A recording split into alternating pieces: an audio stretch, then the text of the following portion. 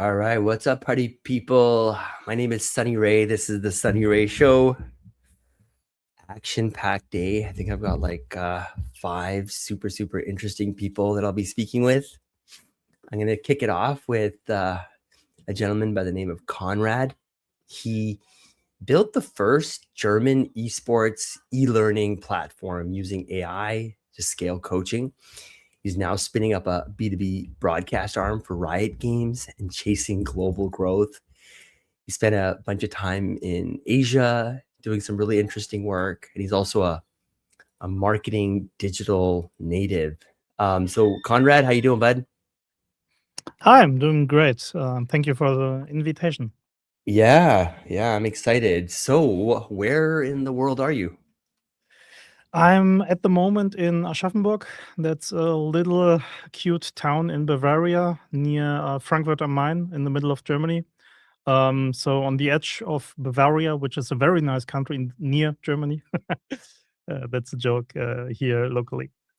I guess you had to be there, but I was gonna say I've been to Germany maybe once, I think once or twice now in my life. So, but it's been a while. So probably due for a trip. Conrad, why don't you tell us a little bit about what you're building right now? Um, yeah, what you're building right now. I mean, you've got such an interesting background. I'm a bit of a gamer. I'm not definitely hardcore, but it's something I've been doing since I was a little kid. And so, yeah, excited to just roll up our sleeves and dig in. But tell us what you're building, and then we'll keep it short for now, but we'll kind of get back into it and go deeper later on in the convo. Yeah, sure. So actually, we are optimizing it. So we built it already, and GAGG stands for Gaming Academy .gg. GG is an abbreviation for a good game. It's like when you shake hands after a match, because we're an esport, then it's called just GG. So that's why we are called so. And what we're doing is we basically try to replace the need and the cost and the time for human coaching in esport, or when you think of later years of learning stuff without human support, which we do by analyzing data that we get from the API from Riot Games, a lot of data in the petabyte region, and we hustle it through our API engine, and then in the end we get the results for each user individually. What are his weaknesses, and where should he train, and exactly how to improve his results and to win more games in League of Legends, which is the game we cover until now. That is super cool. So you go by Stunner in the scene, right? So Yeah. how did competing in League of Legends turn into, the idea that you could build a business teaching it? Oof, I think like many entrepreneurs encounter a problem which they are faced by themselves, which my problem was. I was a pretty mediocre League of Legends player, and I tried to get better and was searching online for coaches, tried out some coaches, tried out some e-learning platforms, but I found everything pretty bad. And from there came the idea, okay, I could build something better myself, especially with the new opportunities that were rising up with AI, to really help the people with a cheap price per month to get better in League of Legends and to get everything they need to learn. Like you have guides where you can look up statistics and build and stuff.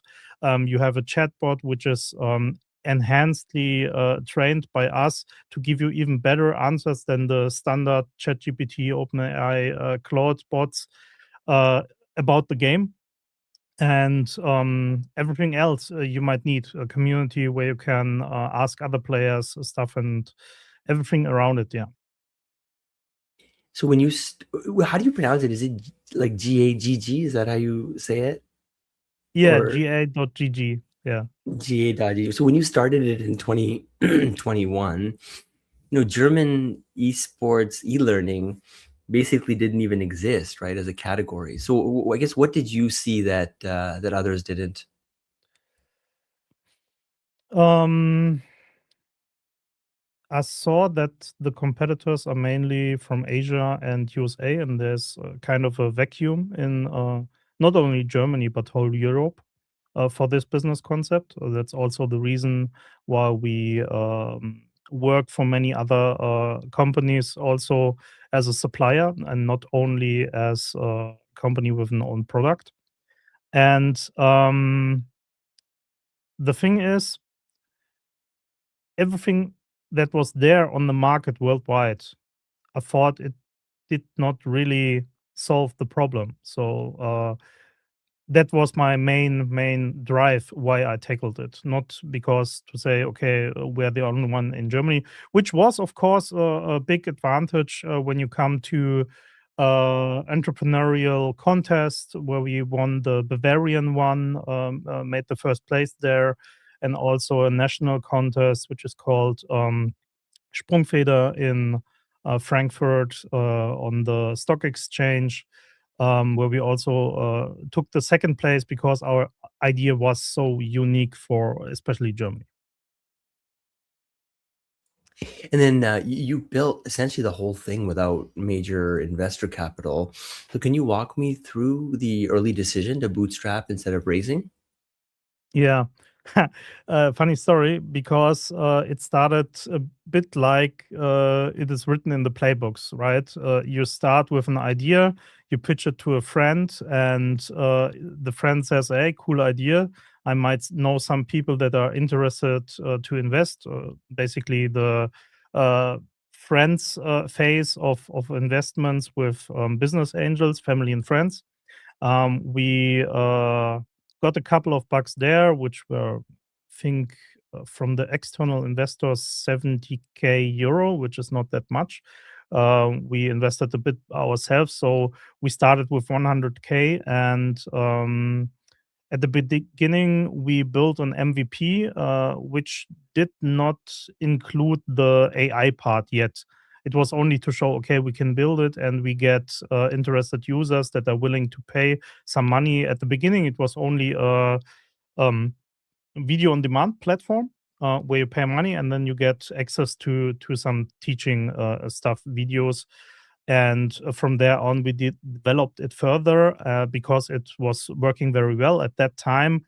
We were still in the Corona lockdown. That means gaming was going through the roof everywhere.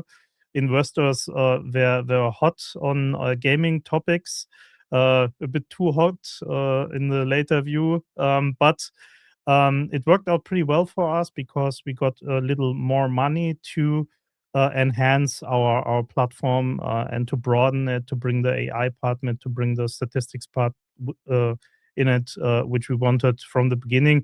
In total, I think it's like 970K euro we got from investors, which are all business angels, smaller and bigger ones mixed. What was the first version of the product like before the AI? Like, what did those first users actually pay for? Only teaching videos. This was really Wow. basic. The thing is also you get a lot of learning material professionally made already at that time in English language, but there's still a market of people, and there are extremely many people that play League of Legends in Germany. I would say like 500 to 600,000 people that play it as ambitioned hobbyists, I would say, and not all of them speak perfectly English. So English learning platform was not suitable for them, and so this was our first market, just to supply them with good video on demand coaching videos behind the paywall. So esports coaching has traditionally been like a one-on-one kind of human Yeah. craft, right? So what convinced you it could be productized and scaled to everyone? I know I shouldn't say that as a marketing guy, but some people hate other people and don't want to interact with them, and they more love Probably it to gamers. consume. more than Yeah, anyone.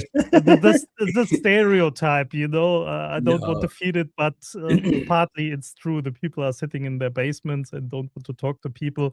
They want to watch videos, they want to read the infos, the statistics, and they don't want to interact with a real human coach for 1 hour.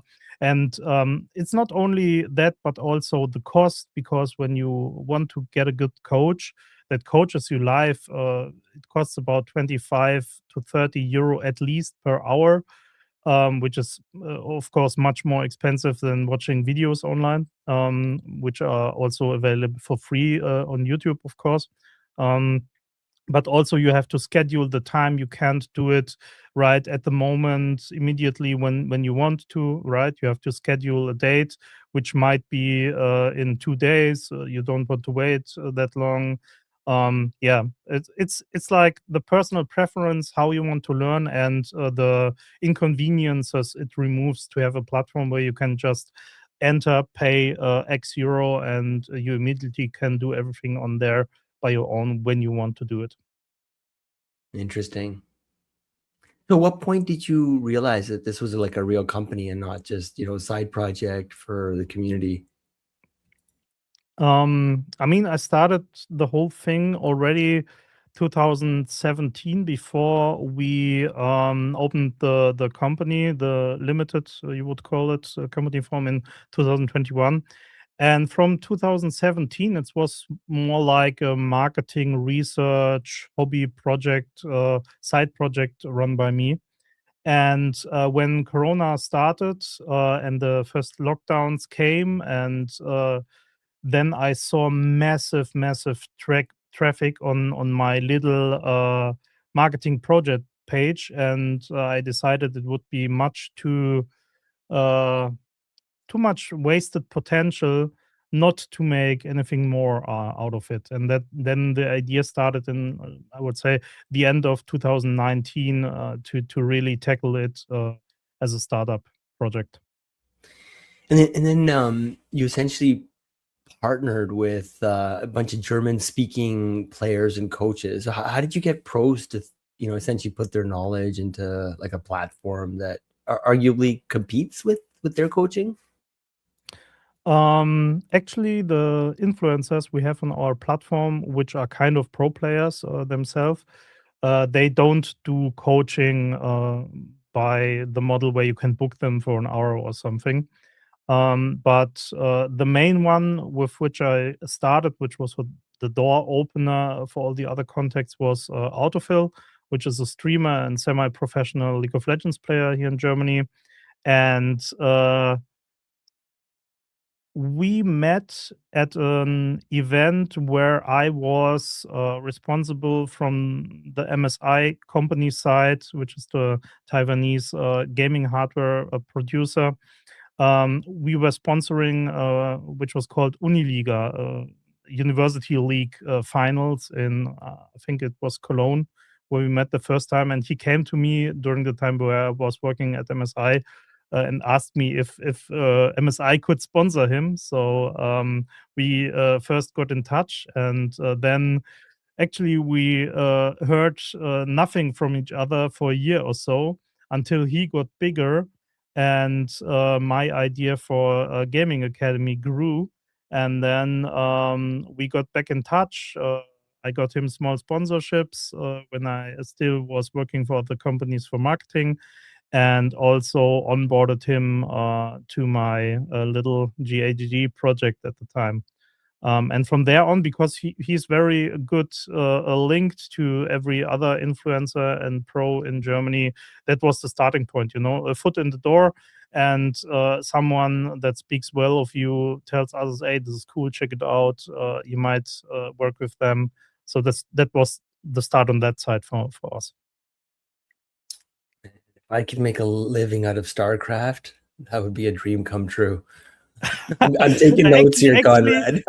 Actually, my first steps in esport were exactly with StarCraft, but I wanted to have more No way. interaction with other players, and that's the reason I shifted to League of Legends. No way. Cool. Yeah. Okay. I was Interesting. Terran, Dude, Reaper. I've been playing for 25 years, but I swear to God, I'm worse today than I was when I started. The For age, some the reason, my age. game is deteriorating, so I need some serious coaching before I guess I try and monetize my poor StarCraft skills. Anyways, so I was going to ask you. So, tell me about HexCore AI. What does it actually Yeah. do that a human coach, watching a replay can't do at scale? I mean, it does exactly what a human coach would do, right? Let me use an analogy, then it's better understandable.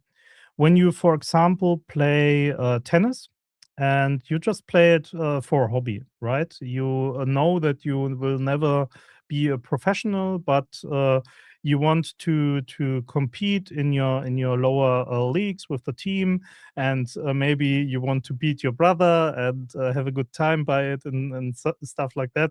Those are the motivations of the people, right? And if they want to improve, they usually go to regular training and also get a coach some hours a week or a month.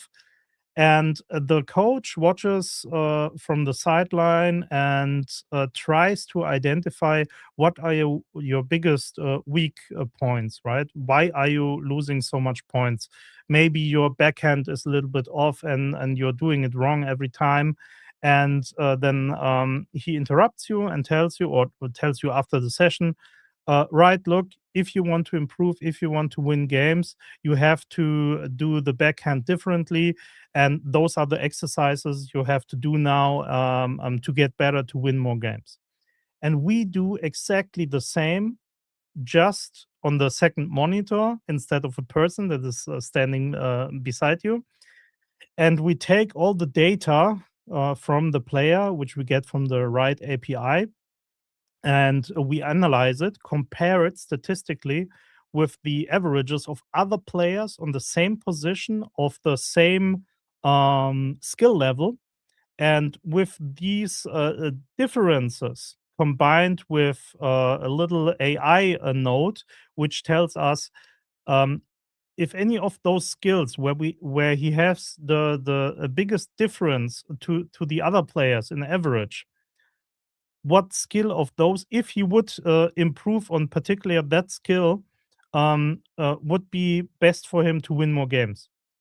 It's like when you compare to soccer, uh, there's the skill you can run fast, you can run a lot, you can have shooting technique, you can have shooting strength, you can have a game overview, right? Those are all different skills which a player can have, and usually uh, that's the same with human coaching. One of those skills is much worse than it should be on the level you are playing right now.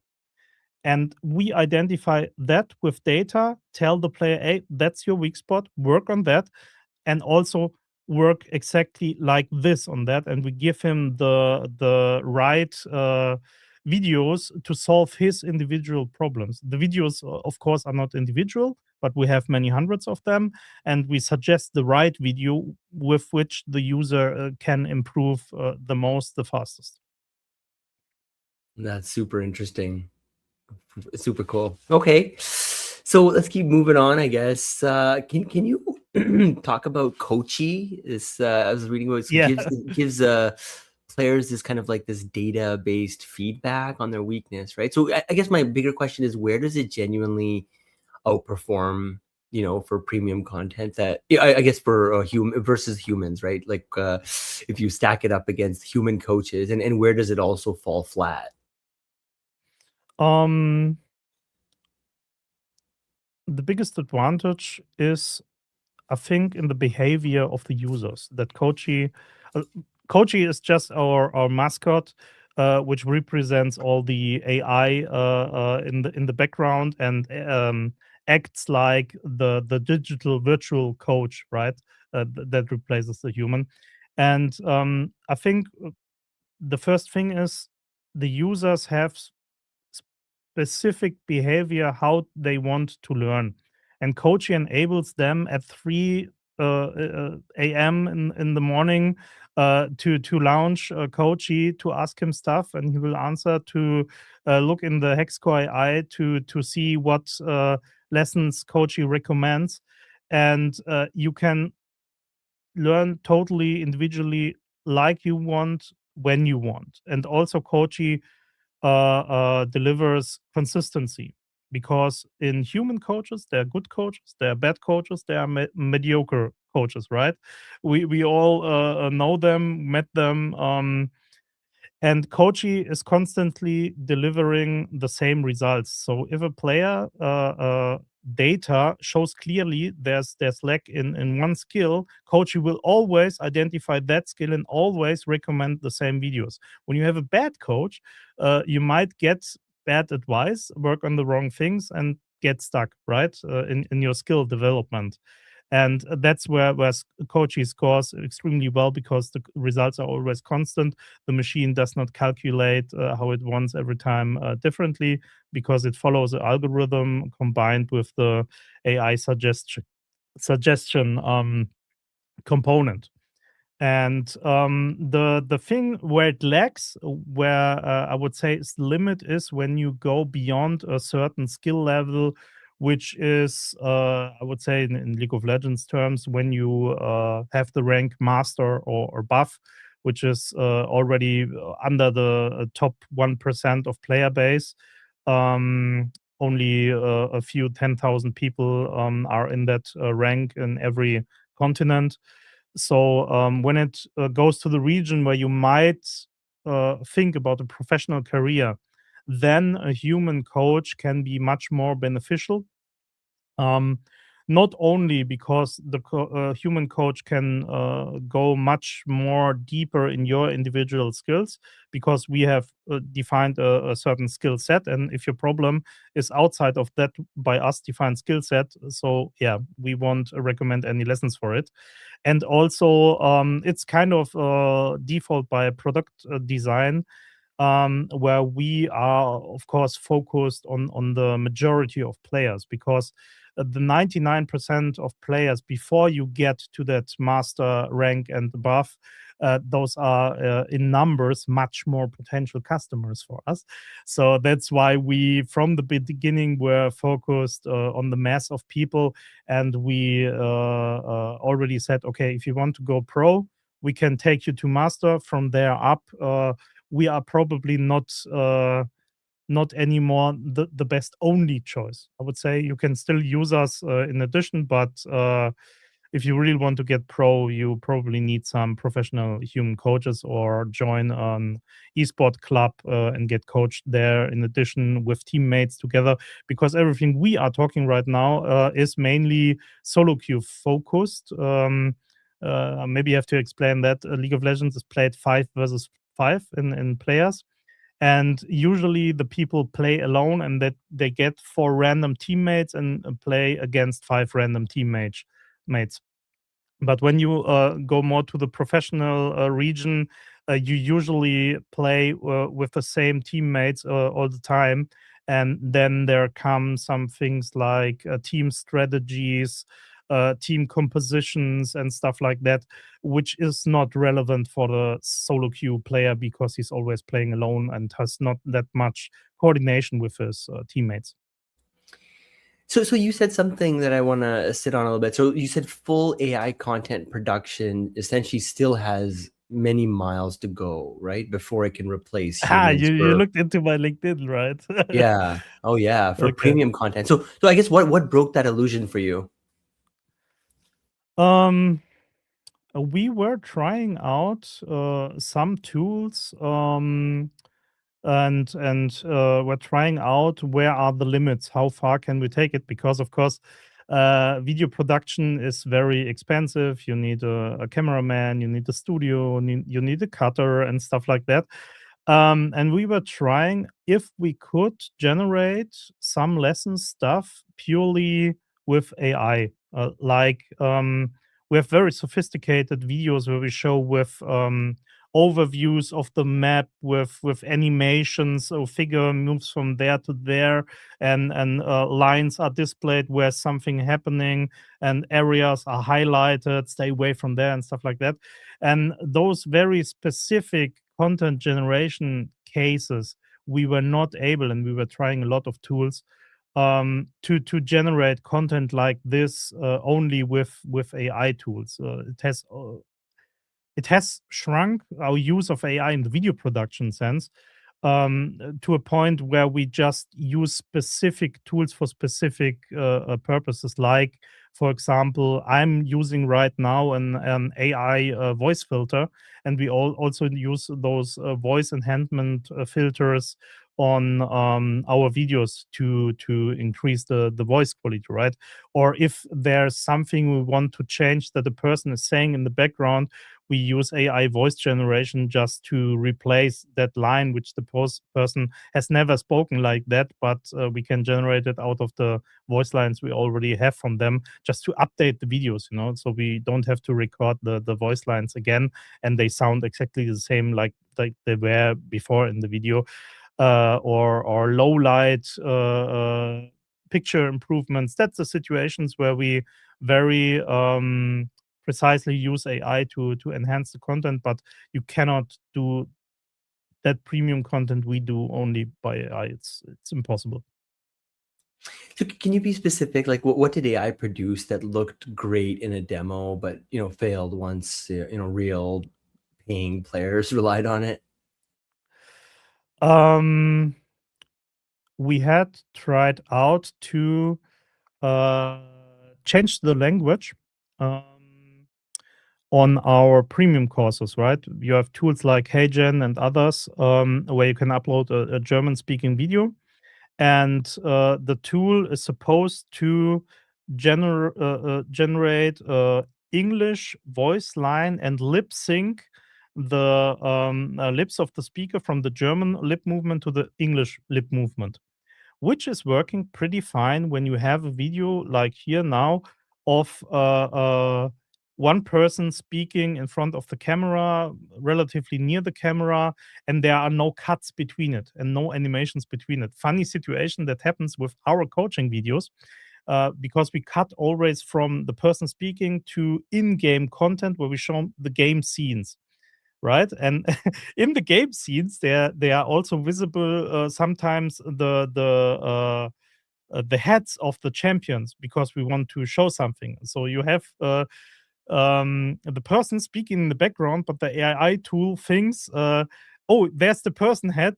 I have to animate it speaking, and then the game figurine in the in-game overview starts speaking, which is of course completely wrong because that was not intended. And also, if you have fast cuts in a finalized video, where you have the person for 5 seconds, then 20 seconds in-game scene, the person again for 5 seconds.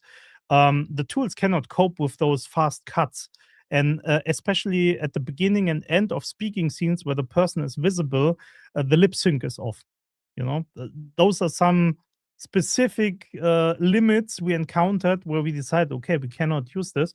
We have really to produce the videos from the beginning in English and German language separately. So we are the speaker for the videos sits down and talks into the camera one time in German, and once in English completely.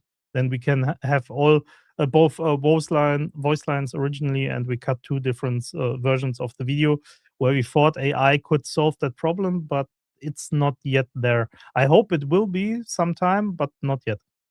So where's the actual line then between let the AI do this and human has to do this for you now?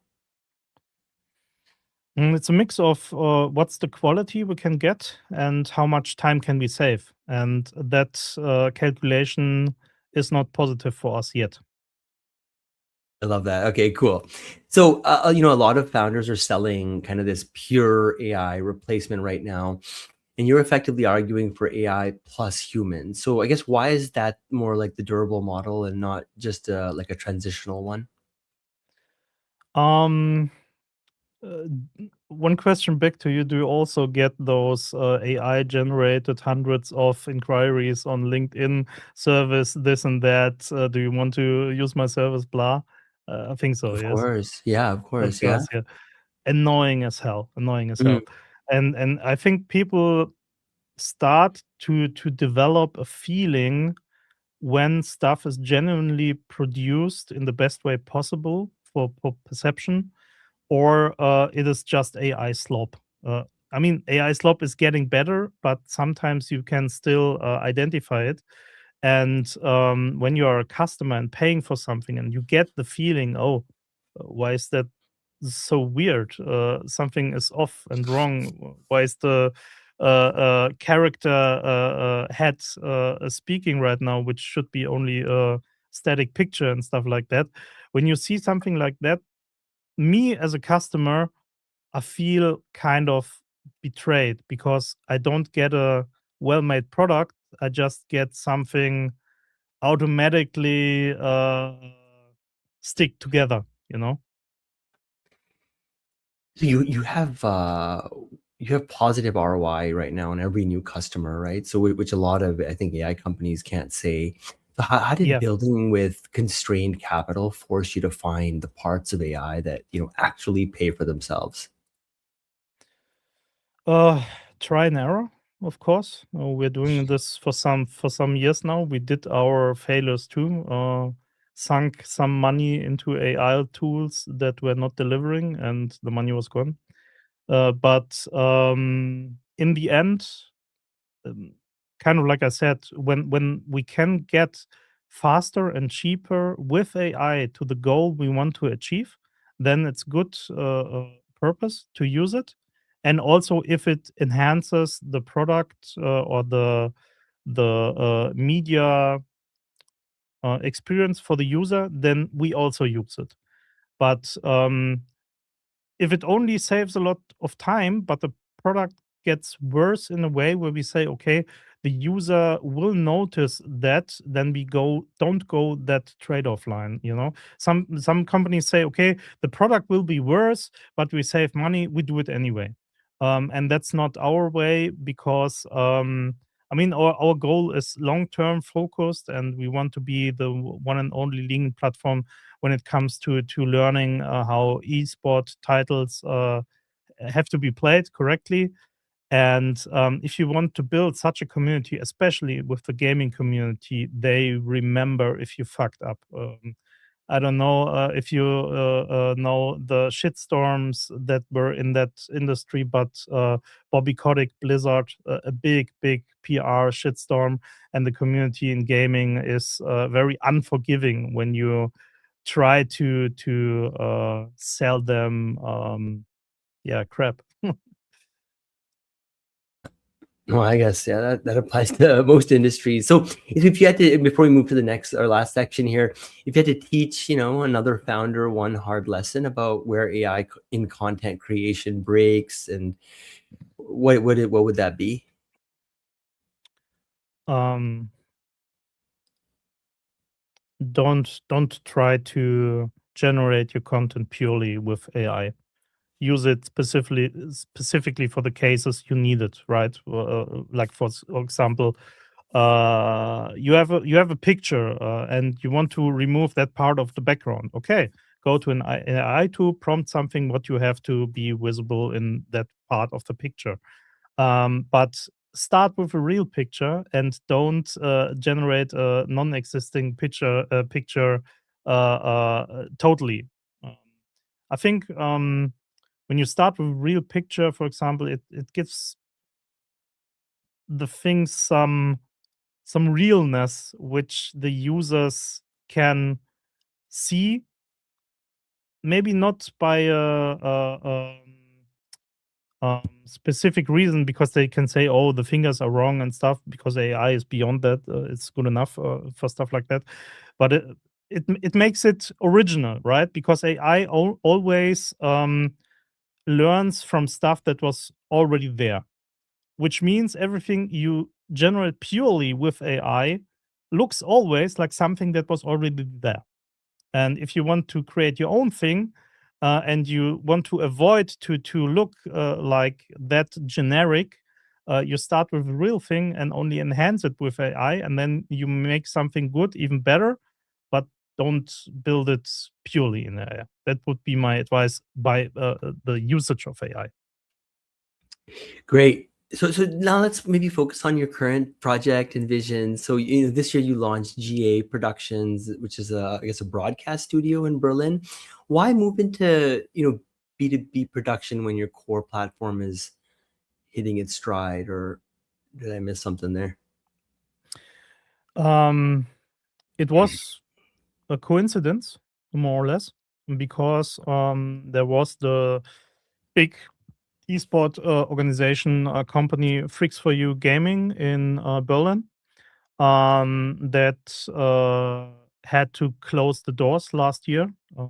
They were bankrupt, and from there on, we were friends with many peoples in Berlin and wanted to do some smaller projects with them when it comes to influencer content creation to make advertisement for us. And at that time, we were asking them to do some content collaborations for advertisement. Freaks for You Gaming was going down, so suddenly there was the opportunity to start something together because all the people were let go. They had no jobs. So three of those we talked to and decided to not only do a little content cooperation, but to set it up permanently as a company for those purposes.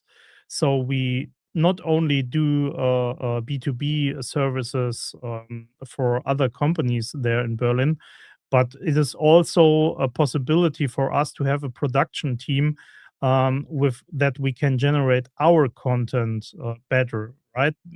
For example, in on the 20th of this month, Autofill is traveling to Berlin to create new content pieces for his YouTube format where we place our ads in it.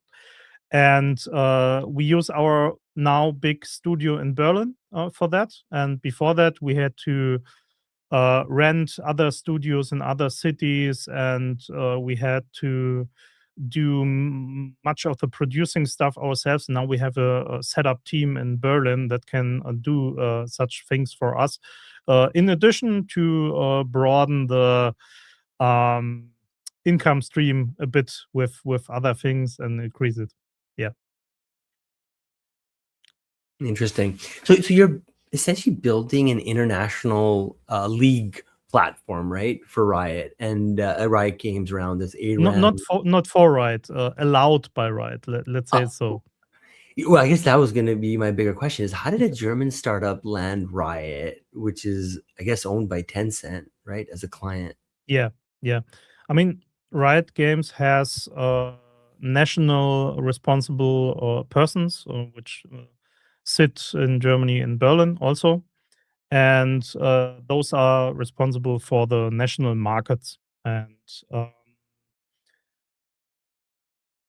they also coordinate the German esport tournaments, and because of that, they are also in contact with influencers like Autofill, and they are in contact with people that produce content and stuff around League of Legends in those areas. And we have known each other's for years now. Autofill was invited to many events and was producing content for Riot Games as an influencer purely, and from there it evolved. Right, it was not like we applied for a job as an agency, which is probably not doable, but we learned to know each other over the years, and from there on, we cooperated more and more. But of course, we are not a big four supplier for Riot or something like that. We just do projects for them when there is the opportunity. Got it. So, running a consumer e-learning platform and a B2B broadcast operation are obviously very, different businesses. How do they reinforce each other instead of like splitting your focus? Could you say that again? I guess how do the two businesses reinforce each other versus splitting your focus? Ah, okay, yeah. Um, it's pretty no-brainer in that case because we have to create a lot of content anyways. It was always a part of our core business, and to have a content creation unit now by our own makes it easier, makes it cheaper, makes it faster. You don't have to explain everything again to new freelancers and stuff. Makes sense. Makes sense. So you've also said that you're on the brink of internationalization, right? And you're Yeah. like about to hit this hockey stick growth, and the one thing holding you back is capital for global marketing. What does that growth look like if the capital lands? I mean, our end vision when it comes to expanding to other games also is about hitting 25 to 30 million a year's revenue. And for that, we of course need for the internationalization to book the big talents, of course, and they cost a lot of money. I mean, I talked to the managements for the bigger international League of Legends influencers already, which we need for the product if we want to really be successful in the US and England and let's say South America and stuff. And this is kind of the entry barrier we are facing with internationalization at that point because they won't do it for free. That's for sure. And yeah, for the start there, you have to have that money to buy in this media slots. Otherwise, you probably will always stay an underdog.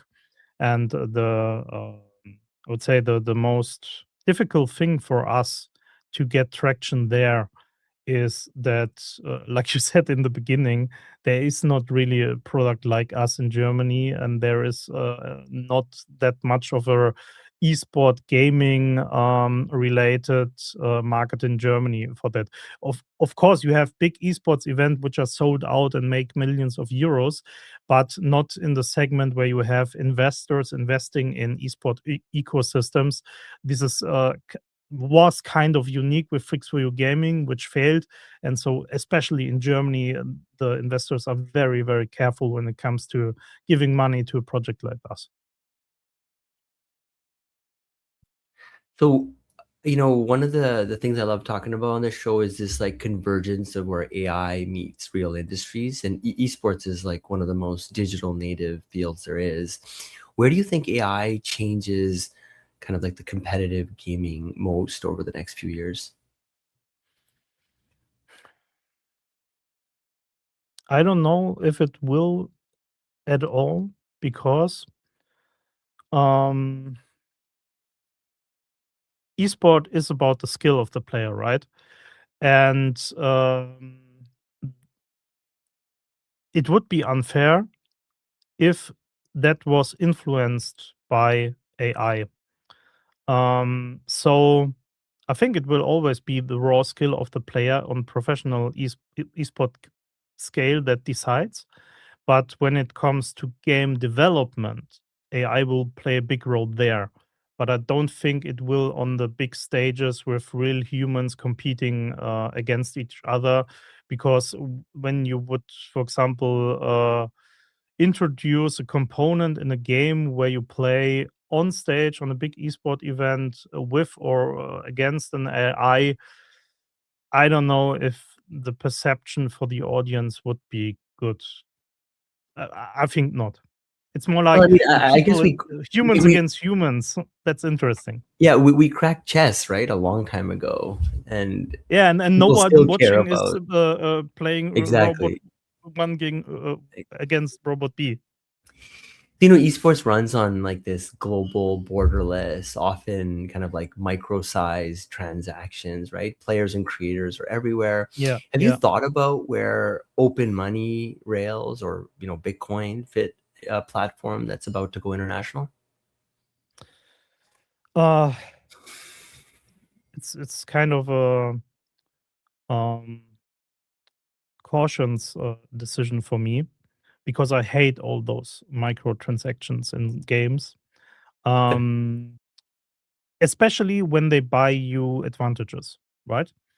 so when it's cosmetic, like skins and some stuff is just looking slightly different, and it's cool, but you don't need to buy it, then it's a micro transaction. I would say that's totally fine. I mean, that's the way it is in League of Legends, right? You can buy skins. That's how Riot earns money mainly. But when you have, for example, opportunities to buy your shortcuts, I don't like that at all, and we don't want to integrate such revenue generating strategies into our product. Awesome. Well, Conrad, thank you for coming on the show. I really, really appreciated it. This was a lot of fun. I guess, yeah, with that said, I see, wow, we have, it was a bit of a slow start, but we have nearly 36 people watching. So thank you all for tuning in. Stay tuned. I've got Brian Lenahan. We're going to be talking about quantum and all the exciting things around that. And Conrad, thanks for your time, and we'll catch up again soon. Just hang on for 1 minute, Conrad. I'm going to bring this stream to an end.